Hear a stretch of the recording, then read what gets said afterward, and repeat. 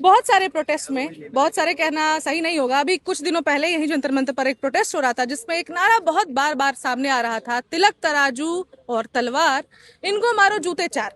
पहले तो ये जो लोग स्लोगन्स उठाते हैं, तिलक तराजू तलवार जूते चार, इनके बारे में आप क्या कहना चाहेंगे? अब उनके बारे में कहें ही क्या। अबोध हैं, बालक हैं और अज्ञानता बस बोलते हैं। ये तिलक, ये तराजू, ये तलवार, ये तीनों हिंदुस्तान की वो भाल हैं जिसके ऊपर पूरा हिंदुस्तान टिका है। तिलक सनातन संस्कृति सभ्यता का सबसे बड़ा संवाहक है। सर्वे भवन्ति सुखनि सर्वे सन्तु निरामया सर्वे भद्राणि सर्वे सर्वे भद्राणि मा पश्यन्तु मा भवेत्। तो ये तिलक है जो कहती है कि सब में सुख होगा तो मेरा स्वार्थ होगा। सर्वे भद्राणि पश्यन्तु मा कश्चित् भवेत्। सब सुखी होंगे, सब संपन्न होंगे तो उसमें मेरा कल्याण होगा। ये तिलक जो समाज को, देश को, संस्कृति को, सभ्यता को, कल्चर को समृद्ध बनाती है, अगर उसको जूते मारने की बात कर रहे हैं तो नादान है, अबोध है, अज्ञानी है। लेकिन मैं उनके बारे में क्या ही टिप्पणी करूं। विडंबना ये है सर कि जिनको हम नादान अज्ञान कह रहे हैं ना, ये देश की सबसे बड़ी यूनिवर्सिटी के सबसे बड़े डिग्री होल्डर्स हैं। सबसे बड़ी यूनिवर्सिटी जो हमारे टैक्सेस से चलती है देश में, और ये वहां के लोग हैं जो खुलेआम बोलते हैं। और ये मैं सवाल इसलिए उठा रही हूँ क्योंकि वैसे लोगों को इन बसों में भर के डिटेन नहीं किया गया 1 महीनों तक, लेकिन यहाँ पर जब सवर्ण के जो लोग हैं, सवर्ण जब यहाँ पर इकट्ठा हुए पूरे देश से भर के आए, तो उनको एक दिन में ऐसे उठाया गया जैसे वो आतंकवादी हो। ऐसा क्यों? देखिए, देश में सवर्णों को कोई संवैधानिक अधिकार है ही नहीं है। वो तो कानून में ही लिख दिया गया है कि अगर ये लोग अपने अधिकारों से कुछ ज्यादा की मांग करेंगे तो उनको आतंकवादी ही करार कर दे दिया जाएगा। तो भारत के संविधान में उनको तो कोई ऐसी व्यवस्था है नहीं, सिर्फ वोट डालने का अधिकार है। वो भी अधिकार इस नाते बनाया गया है कि उनके नेताओं को सदनों में पहुंचाना है, उनका बस चले तो वो हमसे वोट भी ना लें, और हमारी जमीन जायदादों को पहले भी छीन लिया था, अब हमारे परिवार, घर, बच्चों को भी छीनने की कोशिश कर दे। वो तो हम सवर्ण शेर हैं।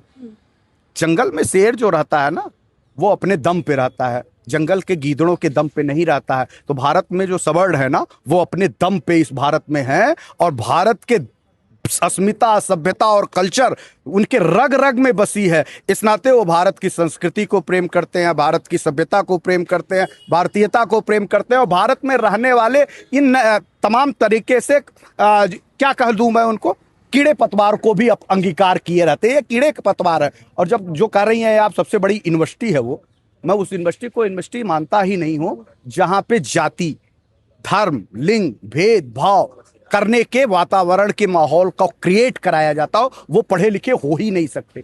हमारी जो संस्कृति और सभ्यता थी वो हमारी बनारस में बसती है। बनारस की वो धरती जहां पे हिंदू विश्वविद्यालय के रूप में संस्कृत महाविद्यालय मदन मोहन मालवीय जी जैसे लोगों ने एक एक रुपए, एक एक तिनके से खड़ा किया है, वो संस्कृति, सभ्यता और कल्चर का है। वहां से निकले बच्चे कभी असंस्कारी हो तो बता दीजिए?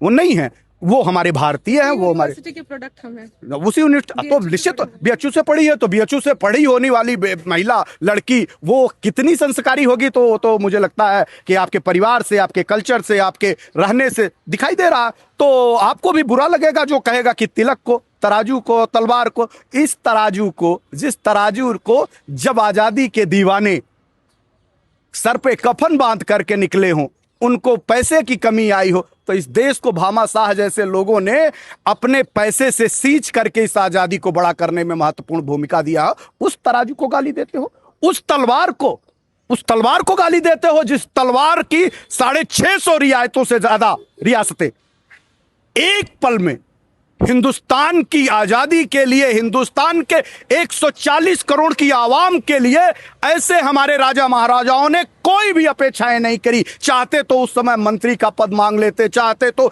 बाइलाज में दर्ज करा देते कि जब तक जीवित रहेंगे तब तक हमारे परिवार में एक मंत्री और मंत्रित्व पद या विधायक और सांसद रहेगा, तब हम आपको सत्ता में समर्पित होकर के ये राजपाट समझेंगे। जिस जगह आप खड़ी हैं, जिस इलाके में आप खड़ी है, जिस भारतवर्ष के इलाके में खड़ी है, वो धरती हमारे उन क्षत्रिय वीर सूरवीरों के परिवारों की है, जमीनें हमारे उन परिवारों की है, उन तलवारों के बल पे जीती गई वो जमीनें हैं जिसको हमने भारत के उन प्रत्येक अनपढ़ गंवार लोग जो जाति धर्म मजहब के आधार पर लोगों को बांटने की बात करते हैं, उनको कहने खरपतवार की तरह जो निकल करके जेएनयू के से निकले हुए हैं, जो अपने आप को डिग्री कहते हैं, थू है ऐसी डिग्री पे जो समाज को तोड़ता हो, जातीयता फैलाता हो और नफरत के बीज बोता है।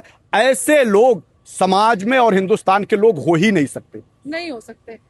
और मुझे लगता है कि इससे ज्यादा किसी को कुछ बोलने की जरूरत नहीं है। तिलक तराजू और तलवार ने क्या किया है और वो क्या करते हैं, आप लोगों को बहुत अच्छे से पता चल गया। और सरकार तक को आज समझ में आ गया, जब यही तिलक तराजू तलवार जब जंतर मंतर पर इकट्ठा हुई तो सरकार के पसीने छूट गए। और सुन लीजिए जी, यही तिलक और तराजू और तलवार जिस दिन अपनी अस्मिता को आत्मसात करके सड़कों पे नहीं, इस भारत के हिंदुस्तान के गलियारों पे निकलेगी, इन गीदड़ टाइप के लोगों को घर में रुकने की जगह नहीं पड़ेगी। हमारे बाप दादाओं ने जमीनें दी हैं, हमारे लोगों ने कुर्बानियां दी है, गोलियां हमारे सीने पे मंगल पांडे, चंद्रशेखर आजाद, नेताजी सुभाष चंद्र बोस, महाराणा प्रताप जैसे तमाम क्रांतिकारी साथियों ने अपने प्राणों की कुर्बानी दी है। जब अपने बच्चों के परिवार के लोगों के ऊपर आंच आएगी और उसके संरक्षण की बात आएगी तो तलवारें भी निकलेंगी, तिलक भी लगेगा, फरसे भी उठेंगे और वही भामाशाह लोग निकल करके आएंगे,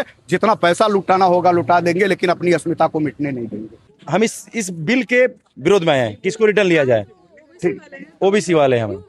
देखिए, पहली बात तो ये कानून बिल्कुल जो आया है ना, सिर्फ बांटने का काम है और कुछ भी नहीं है। पहले भी बांटने का काम हुआ कांग्रेस शासन सरकार में, और बीजेपी भी वही कहीं ना कहीं वही काम करने जा रहे हैं। तो इससे क्या होता है कि अगर समाज बटेगा ना तो हम 36 बिरादरी जितने हैं ना वो खंड खंड हो जाएंगे, कभी भी अखंड भारत नहीं हो पाएगा फिर अगर हम बटते हैं तो भारत सरकार को हम खास करके मोदी जी को खास करके कहना चाहते हैं कि ये काला कानून को आप रिटर्न लीजिए। ये देश के हित के लिए बहुत भले का चीज है। और दूसरा चीज कि हमारे समाज बट ना पाए। रही बात कि जिसको आरक्षण मिलना चाहिए, किसको क्या मिलना चाहिए, वो आपके पास पावर है। आरक्षण उसको भी मिलना चाहिए जो ब्राह्मण गरीब है, जो क्षत्रिय गरीब है, जो ओबीसी के बंदे गरीब है। हमें कितना परसेंट मिलता है आरक्षण? 27%। 27% में हमारी आबादी कितना है? 52%। और 52% में जाति कितने आते हैं? 2500 जाति आते हैं। हमें क्या मिल रहा है? बिल्कुल। हमें तो फिर तो अगर अच्छी बात आप समझा रहे हैं कि अगर लोगों को लगता है कि रिजर्वेशन से जो फायदा नुकसान सिर्फ जनरल वालों को है, तो आप बिल्कुल, मैं कहना चाहता हूं कि सबसे ज्यादा अगर लॉलीपॉप पकड़ाया गया है तो ओबीसी व्यक्ति को पकड़ाया गया है, क्योंकि हमें आरक्षण कितना मिल रहा है? 27%। हमारी आबादी कितना है? भारत का पूरा आधा, 52%। और 52% में जाति कितना आते हैं? 2500 से ऊपर आते हैं। तो हमें क्या मिल रहा है? कुछ भी नहीं मिल रहा है। तो हमें इस आरक्षण को चाहिए क्यों? खत्म कर दो। हमारा जो 27% आरक्षण है हमें नहीं चाहिए भारत सरकार से, ना हमें कांग्रेस सरकार से चाहिए, ना हमें बीजेपी सरकार से चाहिए। बिल्कुल खत्म करिए।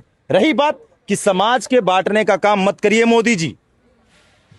ये समाज आपको गद्दी पे बैठाए हैं, हम आपको धमकी नहीं दे रहे हैं। पहली बात तो हमारा औकात नहीं कि आपको धमकी दे देंगे, पर हाँ हम बताएंगे जरूर, विरोध जरूर करेंगे कि आप समाज को बांटने वाला काम कर रहे हैं।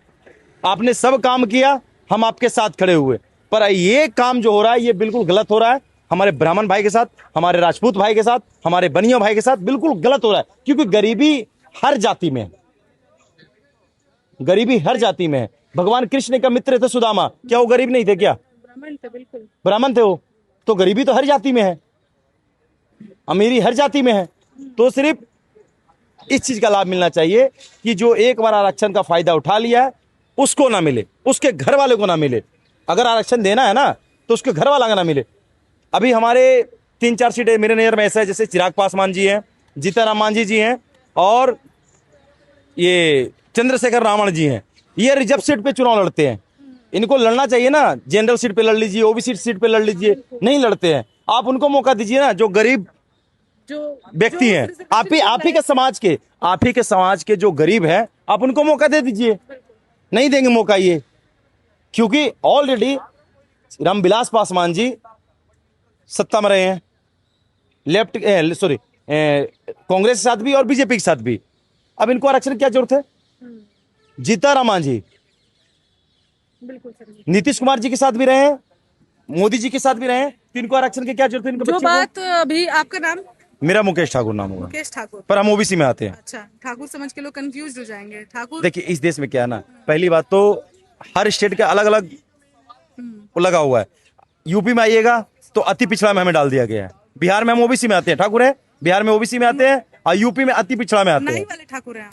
नाई वाला नहीं, सम्राट धनानंद वाले ठाकुर हैं। अच्छा, ठीक है, ये नाई वाला शब्द तो मुगल वाले, हमें मुगल वाला टेक हमें मत दीजिए, हाँ बिल्कुल, हम सम्राट धनानंद वाले हैं। दयानंद वाले, बाकी उस टाइम भी ताकतवर राजा थे वो, बिल्कुल मगध को संभाल के रखे, और मगध दिए चंद्रगुप्त मौर्य के हाथ में, चंद्रगुप्त मौर्य के हाथ से गया अशोक सम्राट के हाथ में। पर अगर सम्राट धनानंद सिकंदर से भिड़ गए थे, जो बाहर से आया था भारत में राज करने के लिए, उससे भी जाके लड़ लिए। अगर धनानंद सिर्फ गुरु का अपमान नहीं करते ना, तो उनसे महान राजा पूरा ब्रह्मांड में कोई नहीं था। अब आप गुरु का सुनिए, अपमान नहीं होना चाहिए, और गुरु किसी जाति का भी हो सकता है, किसी धर्म की भी हो सकता है। गुरु गुरु है। तो मोदी जी, मैं कह रहा हूं कि ब्राह्मण समाज के लोग जो जितना शिक्षा देते हैं, ये गुरु हैं, इनका अपमान मत करिए।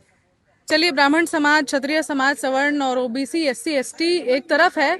भाई ने जो सबसे अच्छी बात कही कि रिजर्वेशन के हकदारों को रिजर्वेशन मिलना चाहिए, कहने का मतलब है कि एससी, एसटी, ओबीसी, इनके जो कम्युनिटी है उसमें रिजर्व, जैसे कि चिराग पासवान जी का उदाहरण दिया, जीतन राम मांझी जी का उदाहरण दिया, तो क्या उन लोगों को रिजर्वेशन की जरूरत है? बोलना नहीं चाहिए, इनका सीट बिल्कुल रिजर्व है, इनके अलावा कोई चुनाव लड़ ही नहीं सकता है। बिल्कुल। तो अपने ये लोग जो है ना, अपने ही जो इन्फ्लुएंस्ड लोग हैं उस कम्युनिटी के, अपने ही कास्ट वालों लोगों का हक मार रहे हैं, और उनको अगर कोई उठाएगा भी तो यही तिलक तराजू तलवार ही उठाएगा एक ना एक दिन। तो ये सब ना जातिवाद आप लोग करना बंद कीजिए। रिजर्वेशन हक जिसको जरूरत है उसको मिलना चाहिए। हमारे एक एमएलसी बने हमारे जाति का, अभी बीजेपी सरकार में पटना बिहार से एमएलसी बने हैं। उनका शायद नाम ये क्या, अनिल ठाकुर नाम है उनका। उनका सीट बिल्कुल रिजर्व है, बाकी उनको सत्ता में आना था, उनको एमएलसी का चुनाव लड़ना, सॉरी एमएलसी को उनको चुनाव लड़ना पड़ा है। ये दुर्भाग्य है हमारा ओबीसी समाज का। अब क्या बोल सकते हैं आपको। Subscribe to One India and never miss an update. Download the One India app now.